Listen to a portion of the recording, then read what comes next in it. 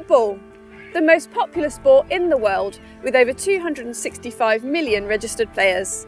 From African dirt pitches to frozen ground in the Arctic.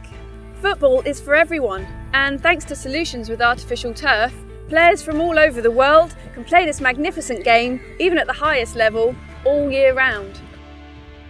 But what does artificial turf consist of? And what about the small pieces of rubber on our children's football fields? Is that a problem? How do these rubber granules affect nature? And should we worry about our health? And do we all bring rubber granulate into our home? And where do granules go from here?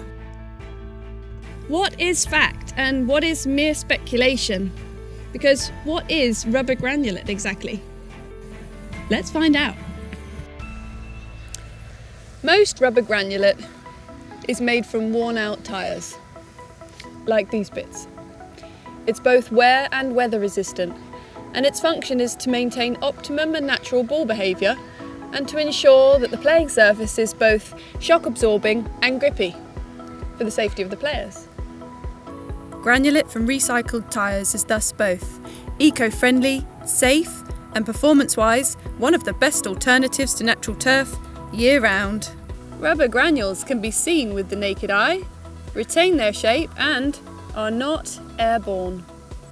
Recent research shows that if we do all the right things to prevent rubber granulate from spreading from an artificial turf pitch, together we can reduce the loss of rubber to the aquatic environment to next to nothing. If end-of-life tyres are not reused for meaningful purposes, such as artificial turf, then they will instead be burnt as fuel for cement production. And for each tonne of tyres not burnt but instead recycled into granulate for artificial turf, the climate is spared around 0.7 tonnes of CO2. When worn-out tyres are recycled into rubber granulate for one artificial turf pitch, between 50 and 100 tonnes of CO2 emission is saved, depending on pitch construction. Yet, the fact that tyre recycling is climate friendly doesn't mean that we shouldn't do all we can to keep granules on the pitch. Unfortunately, small measures make a huge difference, and we can all do something.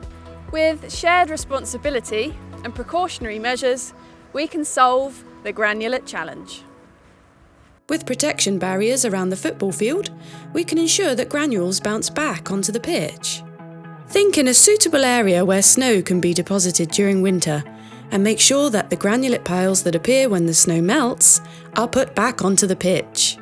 A clean down exit area with boot brushes reduces the amount of granulate that disappears from the field.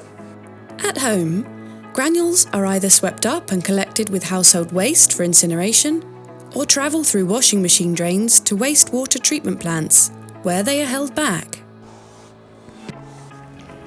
Keep surroundings tidy.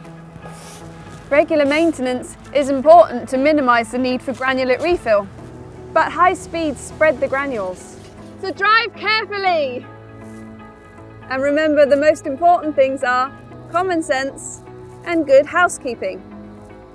This is an upcycled, eco-friendly football field that, if we look after it properly, will last for many years.